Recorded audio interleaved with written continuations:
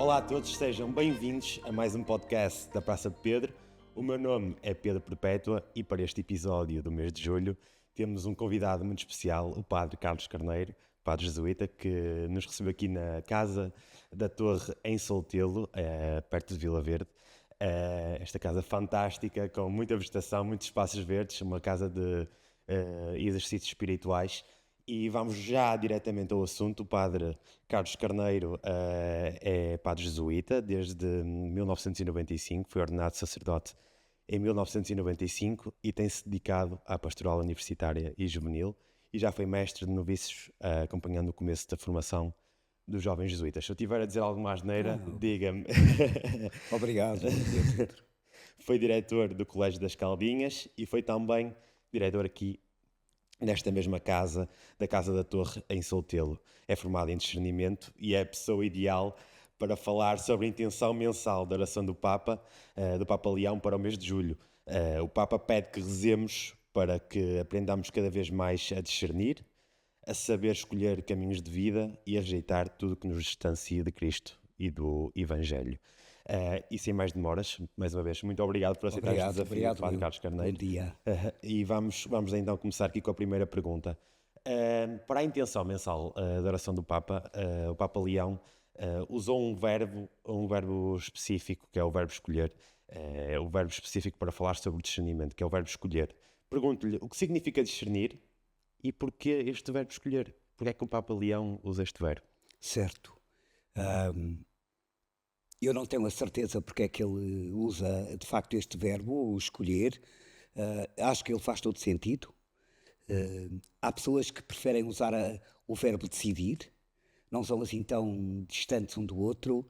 Quer um, quer outro, acho que nos levam àquilo que é essencial no discernimento, que é a possibilidade de fazermos as nossas escolhas de vida a partir do Evangelho, para que vivamos a fé, não apenas num âmbito privado ou até mais devocional, mas que a fé chegue de facto ao concreto da existência de cada um e em particular a todas as decisões que toma e que vão orientando e traçando um rumo para a vida. De facto é muito fácil a pessoa aderir ao Evangelho. Enfim, é muito fácil, talvez não seja, mas pelo menos é muito frequente que uma pessoa que adere ao Evangelho, que sente um fascínio por Jesus, que quer viver a sua fé dentro da comunidade cristã, corra, de facto, talvez o perigo ou porventura o limite de restringir a sua fé a uma experiência mais privada ou porventura talvez diria mais devocional, e não tanto levar o Evangelho para o campo das suas escolhas, das suas decisões, onde tem que jogar com duas coisas que são absolutamente fascinantes, mas que não são fáceis, que é de facto aquilo que a pessoa sente honestamente que quer, para a qual é feita, digamos assim, aquilo que uma pessoa quando se analisa, quando se observa, sente que de facto foi feita mais para isto do que para aquilo,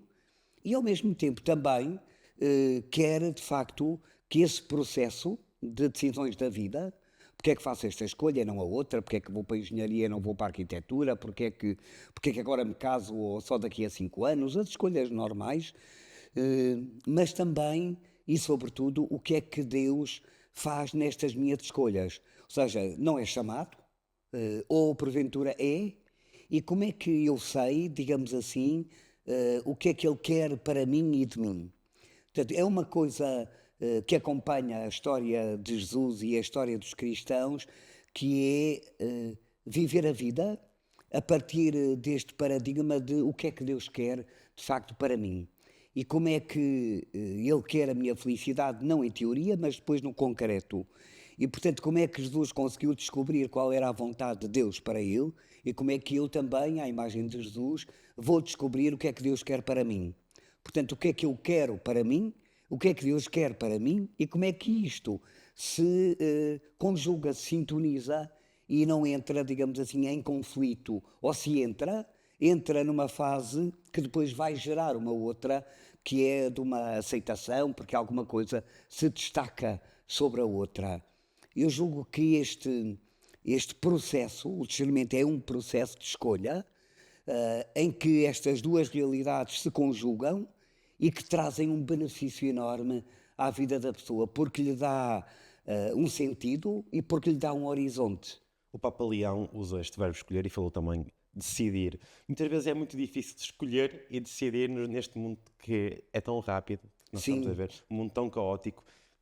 Falar em escolher e falar em decidir neste mundo, como é que nós podemos ajudar as pessoas a decidir e a escolher e a ter sim. esse discernimento? Olha, eu acho que de facto há decisões pequenas do dia a dia e há decisões de fundo, de vida, que de facto que dão um horizonte e que concretizam aquilo que uma pessoa pronto, quer ser e como é que quer viver. Né?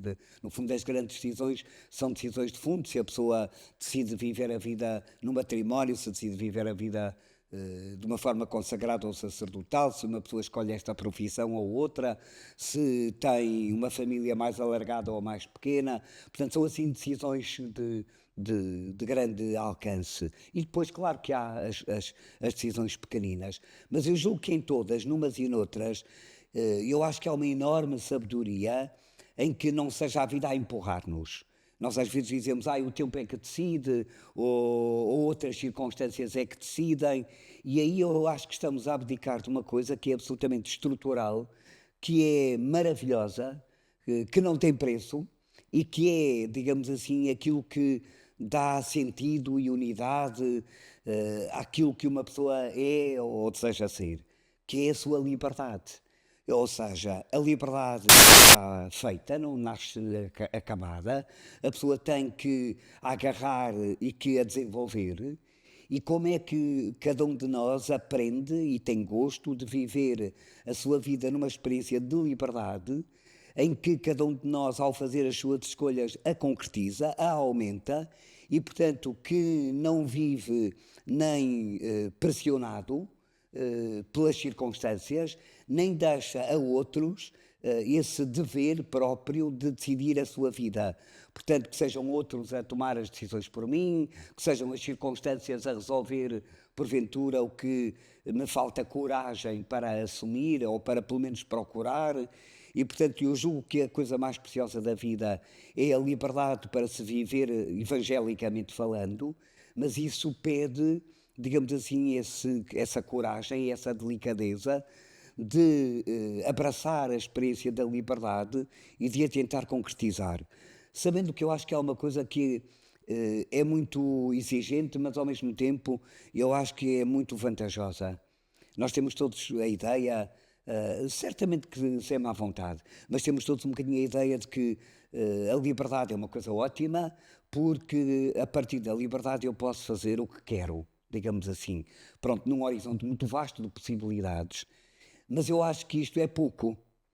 A liberdade é muito melhor e muito maior. Pelo menos na perspectiva que Jesus traz, que não é contra a perspectiva da nossa humanidade, mas eu acho que lhe acrescenta uma dimensão muito pertinente, porque eu acho que a liberdade não é fazer o que cada um quer, eu acho que só há liberdade quando cada um quer mesmo o que faz. E, portanto, há uma convicção nas suas decisões que tem mesmo a ver com aquilo que a pessoa quer, livremente, despojadamente, portanto, sem estar pressionada, condicionada, o que é que vão pensar, o que é que vão dizer, com muitas interferências que podem, de facto, ofuscar este processo de liberdade. Muitas vezes nós tomamos a decisão por medo, por imagem, por pressão, por fragilidade e não tanto por convicção e por adesão a um projeto maior até do que o próprio acha que é capaz. E nesse sentido eu acho que Jesus favorece, não dificulta, não joga às escondidas quando nós procuramos perceber, mas segundo o Evangelho, o que é mais acertado fazer ou viver. E aí eu acho que temos um recurso fantástico, que é a sua própria vida e as suas palavras, e em que é que elas para nós são os tais sinais que muitas vezes o discernimento procura e pede, mas como é que eu sei? Como é que eu viro para Claro. a direita ou para a esquerda? Que orientação e que sinais é que eu tenho que me podem dar alguma luz, que é mais isto e menos aquilo? E eu acho que a vida de Jesus E as palavras de Jesus são para nós esses sinais que procuramos e que nos podem ajudar a acertar. Sabendo talvez uma coisa que no discernimento é muito importante.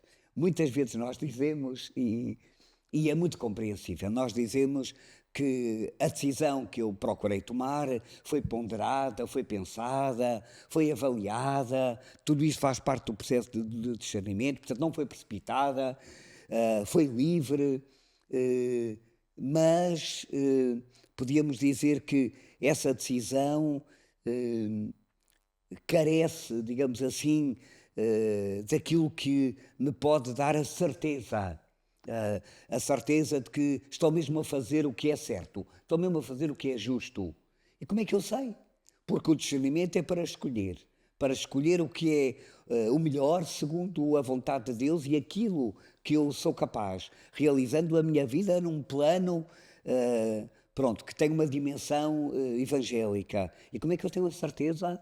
Ainda por cima, quando há tantas possibilidades e todas são tão boas, Pois, porque o que é mau não precisa tantas de condicionantes do tantas dia a dia. condicionantes, pois claro, porque o que é mau não precisa de discernimento. Portanto, isto não tem sobre o que discernir, se é errado, é errado. Quer dizer, se matar uma pessoa não tem discernimento possível. Portanto, agora, como é que eu tenho a certeza que o que estou a fazer é de facto o mais acertado, é o melhor, é o que me deixa mais livre, independentemente se vai ser mais fácil ou mais difícil? Habitualmente nós usamos um critério, que é o critério da paz. Eu estou em paz. Estou em paz com a minha consciência, durmo em paz, acho que estou em paz. Mas acho que isso também tem a ver com o conhecimento de nós próprios. Sim, E falámos aqui de escolhas, falámos de decisões relativamente ao discernimento. E Santo Agostinho, eu tinha retirado aqui uma frase que sim, diz que o conhecimento de si próprio leva ao conhecimento de Deus. Para discernir é preciso também conhecer-nos a nós próprios, penso eu, não é, Padre Carlos Carneiro? é, Às vezes não é fácil admitir as nossas fraquezas. E certo, pergunto-lhe isso mesmo.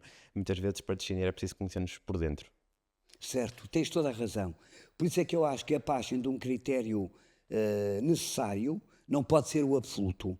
Eu acredito, digamos assim, mais no critério que deixa a pessoa, de facto, com a certeza necessária que a decisão que tomou faz todo sentido, se essa decisão o leva à verdade e não só à paz.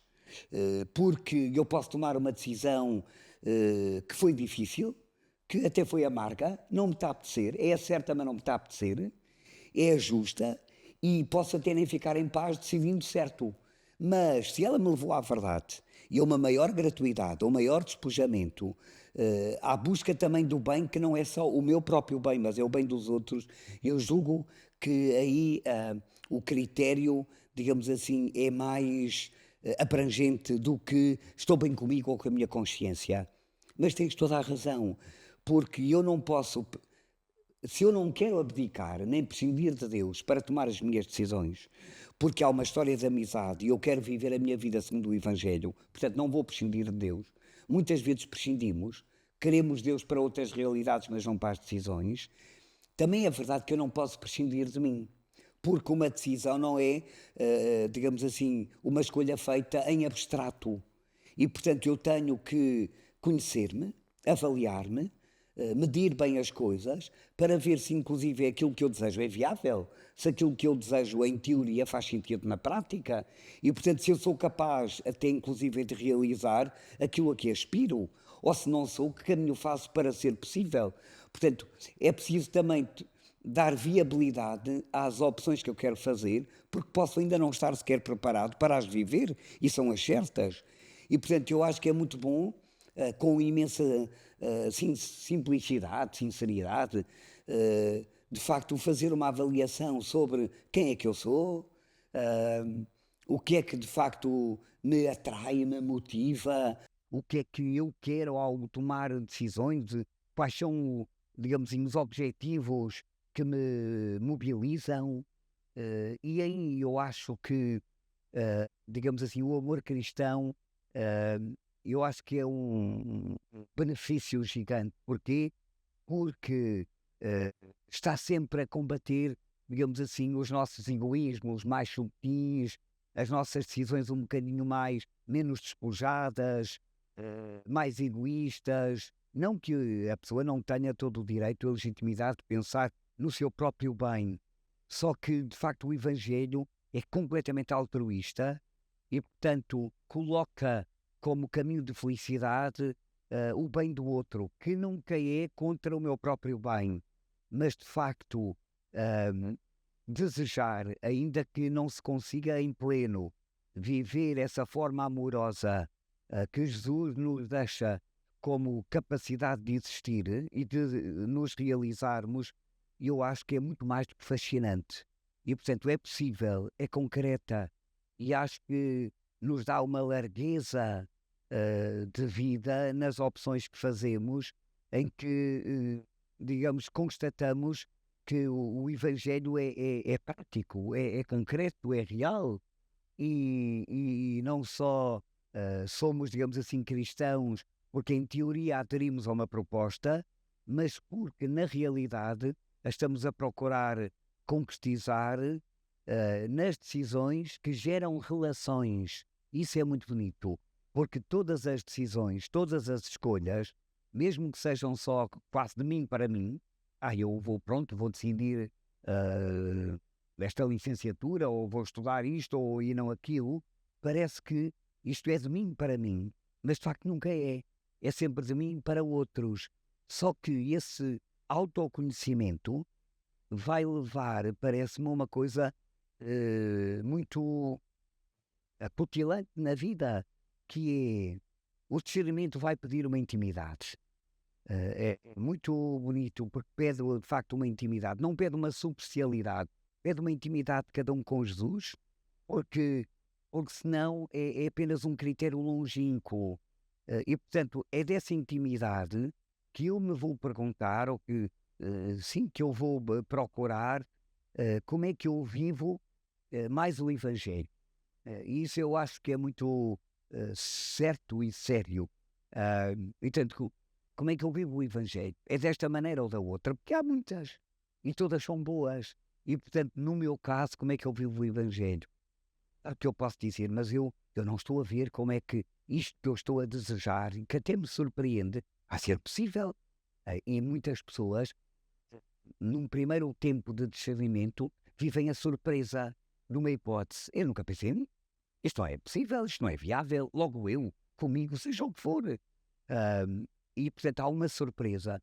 Mas depois, para além da surpresa, eu acho que há um caminho em que eu percebo que não estou sozinho nessa decisão, que eu não a vou fazer, digamos assim, apenas contando comigo e com o que eu sou capaz, mas que é Deus que vai também trabalhar em mim para que essa hipótese seja possível. Ou seja, sem Deus não é possível ser fiel, em que tipo de vida for, e portanto ficaremos sempre talvez com uma mediocridade de que assim também já chega, e portanto eu acho que no discernimento nós encontramos o interesse que Deus tem por cada um de nós para que consigamos viver um projeto de vida que nos realiza, que nos faz feliz e em que o mundo não fica igual.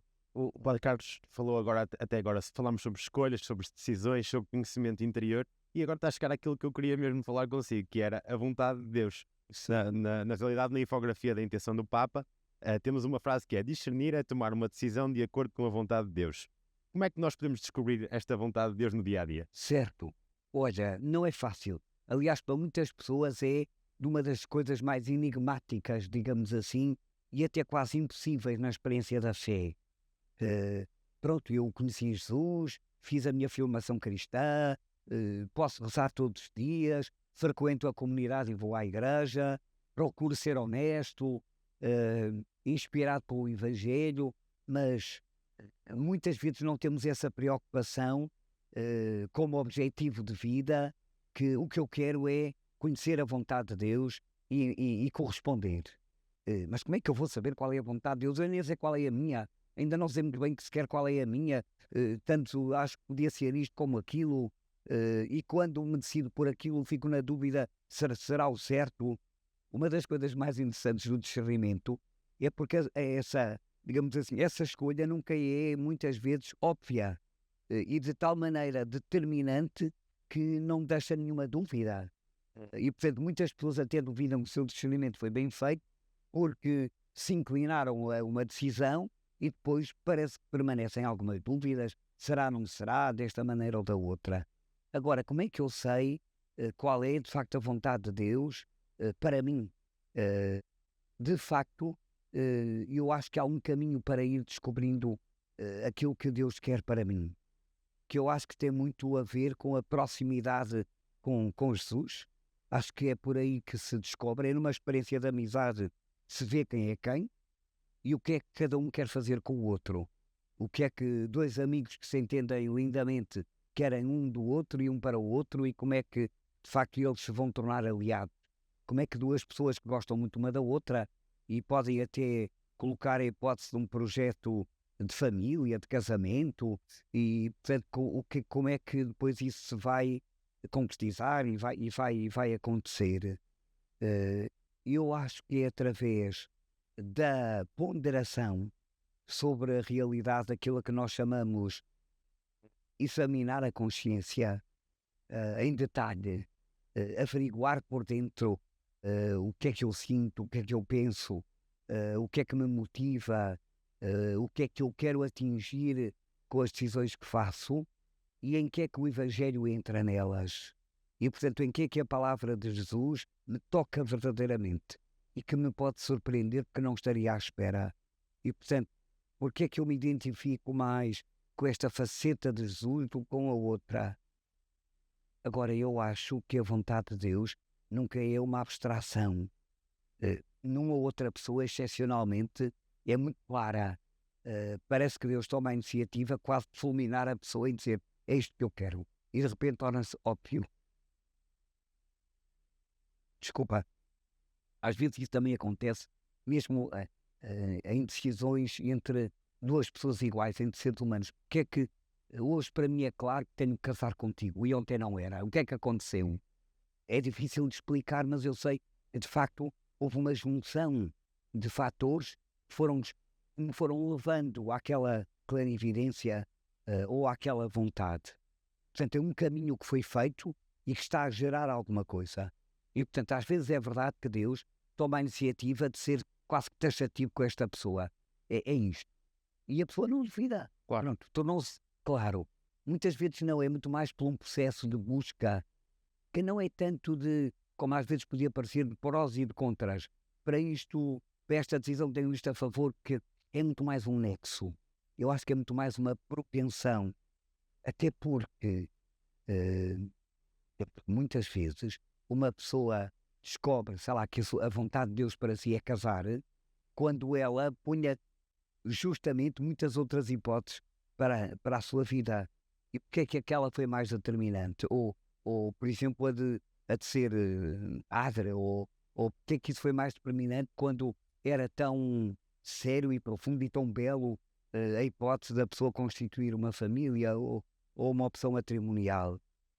E eu acho que nós descobrimos a vontade de Deus, não fora de nós, não em sinais meramente exteriores, que às vezes procuramos, né, mas eu acho que é muito por dentro de nós, por dentro do nosso coração, por dentro da nossa vontade, por dentro da nossa liberdade, por dentro da nossa inteligência, em que as coisas vão confluindo e se vão clarificando.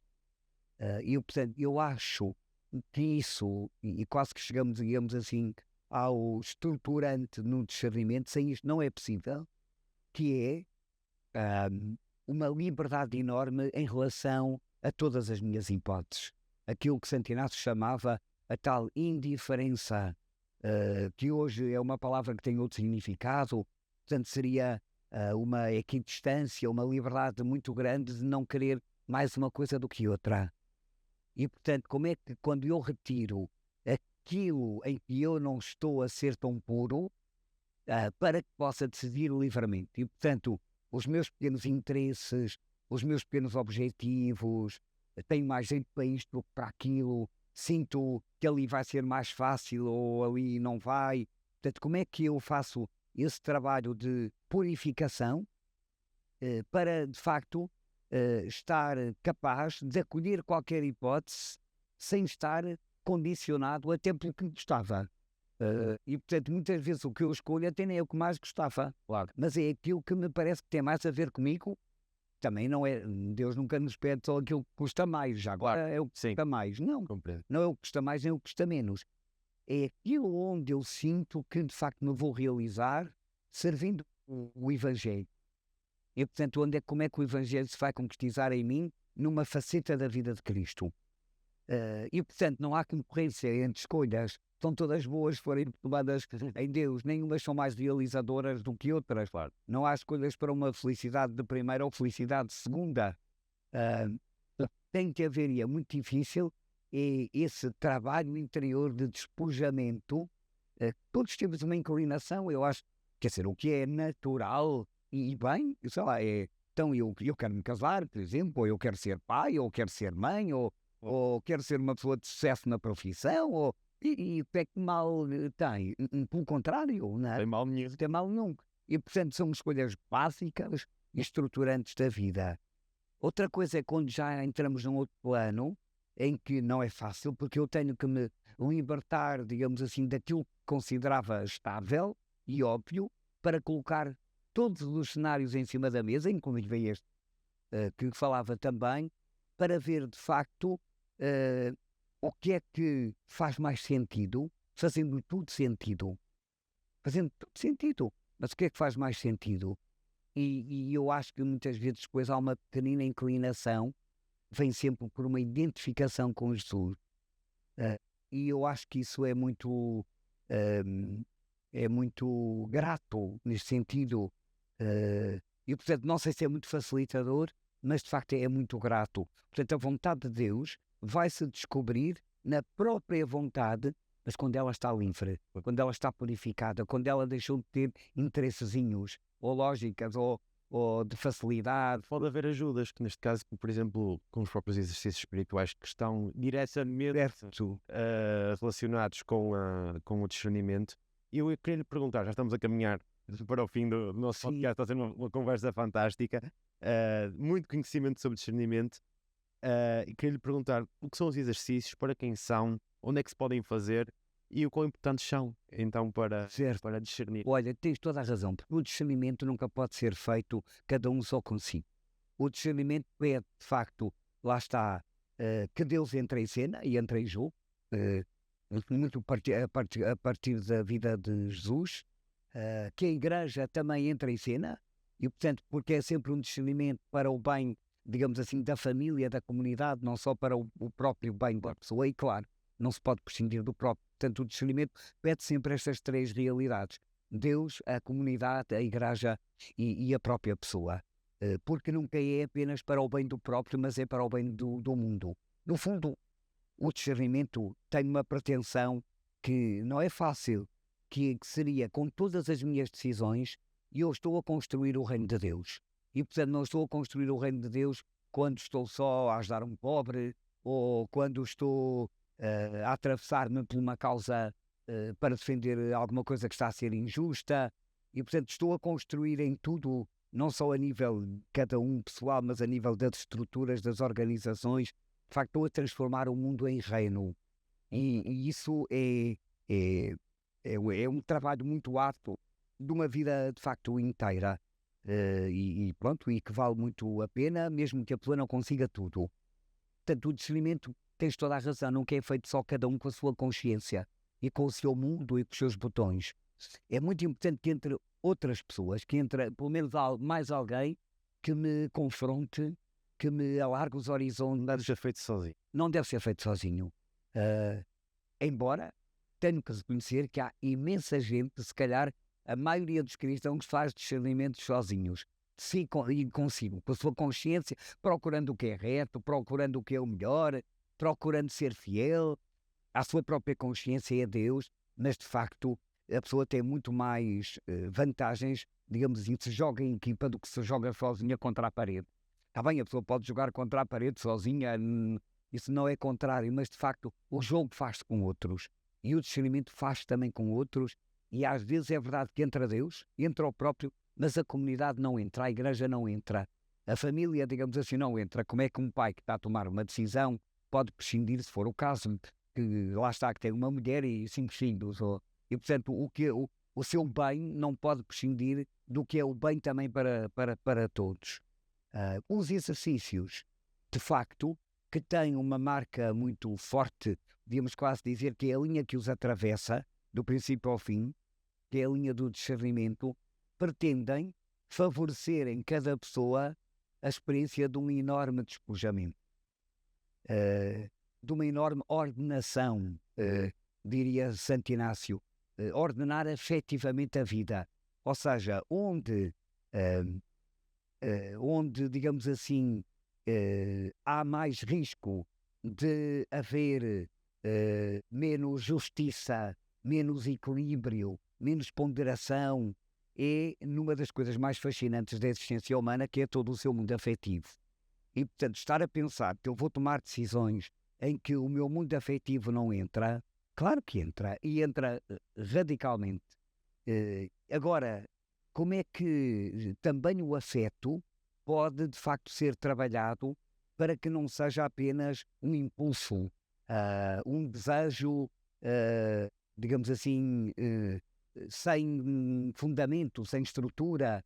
E, portanto, é muito bonito porque os exercícios valorizam imenso a nossa capacidade afetiva de viver e esse potencial que está presente em todas as realidades, mas também nos diz que ele precisa de, digamos assim, de trabalho, também precisa de ser estruturado, também precisa de ser cuidado em todas as nossas decisões que procuram ordenar efetivamente a nossa vida, pedem-nos este cuidado e esta atenção de nos irmos libertando de tudo aquilo que pode estragar, ou iludir, ou precipitar aquilo que, sendo precioso, que é a nossa realidade afetiva, de facto, se não for também ela quase que mudada, digamos assim, corre o risco de não ser favorável. E, portanto, o caminho da santidade não passa por prescinde de todo o teu mundo afetivo. Não, integra-o, integra-o. É essa integração, eu acho que é o caminho que os exercícios nos propõem para uma enorme recomposição de cada pessoa ao serviço do Evangelho. Portanto, eu acho que os exercícios são uma escola de discípulos, muito conscientes daquilo que são como seres humanos, mas muito fascinados pelo Evangelho, para viver num mundo, não fora do mundo, não separados do mundo, mas para viver num mundo, deixando de facto um rastro, digamos assim, espiritual, que faz com que Deus seja atrativo. Tenho que lhe perguntar, onde é que as pessoas podem fazer estes exercícios? Olha, em muitos sítios, de facto, em muitos sítios, há muitas modalidades para serem feitos, desde 3 dias a um mês, 7, 8, não só nesta casa onde nos encontramos, mas noutras casas também em Portugal, orientados por jesuítas, mas não só, também por muitos leigos e outros religiosos e sacerdotes. Há milhares de pessoas em Portugal que fazem exercícios todos os anos e, tanto quanto eu sei, até a grande maioria são pessoas mais novas do que eu. E há pessoas que fazem todos os anos, há pessoas que fazem não com tanta regularidade, mas de facto é muito mais do que uma experiência de descanso em Deus. Eu acho que, curiosamente, é uma experiência de recomposição para, de facto, abraçar o mundo com o mesmo amor com que Deus o ama e não o deixar igual. E de facto, os exercícios transformam vidas, transformam mesmo as vidas e comprometem, de facto, levam as pessoas a um compromisso de inclusão no mundo, não de costas para o mundo, procurando, de facto, que o Evangelho seja, de facto, determinante nas escolhas que as pessoas fazem, no modo com que vivem, naquilo que são uns para os outros, criando ou quase que viabilizando, mostrando como a forma com que Jesus viveu é de facto o melhor e o maior paradigma de realização e de felicidade para cada um. Aqui, e já agora, que acho que é importante, queria lhe perguntar, eu tinha esta pergunta aqui, não sabia se ia fazer, mas acho que é importante fazê-la, e é uma boa pergunta para terminarmos. Se pudesse definir discernimento em 3 palavras, uma pergunta difícil, Pois, como é que definiria em 3 palavras discernimento? olha, eu diria, a primeira intimidade, que acho que o discernimento é fruto dessa proximidade e dessa amizade com o Senhor.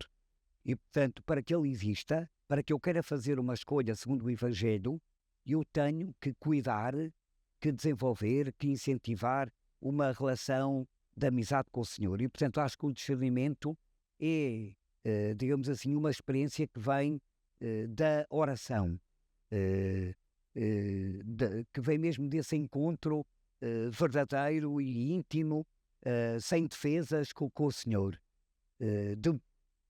Sim, eu acho que é muito por aí. Depois diria confiança, eh, porque o discernimento não pode ser feito sobre ameaça ou sobre suspeita. Que horror, o que é que Deus agora vai me pedir? Ou vai-me pedir o impossível, vai-me pedir o que não tem nada a ver comigo, vou ter que me sacrificar e ser quem não sou, fazer aquilo para o qual eu nunca imaginei. Portanto, Deus é contra mim. Portanto, isso não se pede a ninguém, que lata, não é? E, portanto, muitas vezes as pessoas fogem de um processo de discernimento que acham que lhes vai cair o céu em cima, portanto, que vão ter que viver apenas uma vida de muita dor, de muito sacrifício, e, portanto, eu diria confiança. Confiança em Deus que se vai mostrar e vai revelar, e confiança também no próprio, que ainda que ao inclinar-se para uma decisão, ainda que possa não encontrar já todas as condições asseguradas para a concretizar, não é por isso que vai desistir, ou não é por isso que vai recuar, dizer, é por ali e, portanto, agora eu vou criar as condições para. Portanto, diria intimidade, diria confiança e depois diria, de facto, liberdade. Liberdade para poder fazer uma das coisas que eu diria que são mais nobres da vida de um ser humano, até mais santas na vida do ser humano, que é poder, de facto, escolher esta capacidade que a vida humana nos pressiona, que faz com que a nossa existência possa ser realizadora, em que cada um de nós tem todo este espaço de decisão para poder orientar a própria vida. E, portanto, não nascemos robotizados, pré-condicionados, e, portanto, a nossa história é uma escolha, é uma história de decisões, é uma história de escolhas, é uma história de opções, e, portanto, não sei se há alguma coisa que nos dê mais trabalho, mas também que nos dê, porventura, maior felicidade. E, portanto, saber gostar de viver e de exercer essa liberdade. Curiosamente, não é contra uma das, quase que diríamos, uma alternativa, mas eu acho que, pelo contrário, é aquela que possibilita e que hoje faz com que muitas pessoas tomem as suas decisões, não por intimidade, não por confiança, não por liberdade, mas por segurança. Um critério hoje, muitas vezes, para as decisões das pessoas são a segurança. Isto é mais seguro, isto é mais confortável e não é por maldade. Mas, de facto, a segurança é sempre provisória. A liberdade não. Esta liberdade em Deus é, de facto, muito mais estável e progressiva e definitiva. E, portanto, é a liberdade que nos vai trazer a segurança, ou seja, a convicção de que o que eu decidi é o certo, é o justo, e não tanto é um cômodo, ou é porventura um refúgio, ou que é possível, que às vezes aí também quando entramos numa lógica de, ok, o que é possível, corremos o risco da banalidade e da futilidade, quando de facto o que procurávamos era uma qualidade, e podíamos cair nessa ilusão, e portanto, eu julgo que pelo menos estas palavras podem ajudar a viver o discernimento como um processo. Ok. Não como uma evidência, mas como um trabalho de continuidade que vai ganhando o nexo e que a pessoa não tem medo de pôr tudo em causa. eu acho que neste podcast nós conseguimos ter aqui seguir o processo inteiro do que é discernir, o que é o discernimento. Com a ajuda do Padre Carlos. Eu sei que podemos ficar aqui horas a conversar sobre discernimento com o Padre Carlos, mas temos mesmo que terminar e dar por terminado aqui este podcast. Padre Carlos, muito obrigado por aceitar este desafio de falar sobre discernimento. Foi uma conversa fantástica. Muito obrigado pela tua amabilidade, pela forma também tão capaz, né, de estabelecer este diálogo e pronto, e francamente o que eu desejo é que isto possa ajudar alguém a perceber como o Evangelho tem esta pretensão de chegar a todas as áreas da nossa vida e ajudar-nos a ser cristãos nas decisões e não só nas devoções. Obrigado e vejo um bom dia. Obrigado. Eu agradeço ao Padre Carlos e também agradeço a si, que acompanha todos os meses os podcasts da Rede Mundial de Oração do Papa, em específico o podcast da Praça de Pedro, este podcast, e pode acompanhar também a intenção do Papa através do vídeo do Papa e da revista Mensageiro do Coração de Jesus, em que pode encontrar no destaque também um bocadinho a falar sobre a intenção mensal da oração do Papa, neste caso deste mês a falar um bocadinho sobre o discernimento com a intenção do Papa Leão XIV, e dizer-lhe também para acompanhar a Rede Mundial de Oração do Papa nas plataformas digitais, nas redes sociais, no YouTube, onde vai encontrar também este podcast no Spotify, no Apple Podcast, como eu disse também no YouTube, e desde já reze por nós e nós rezamos por si. Muito obrigado. Obrigado.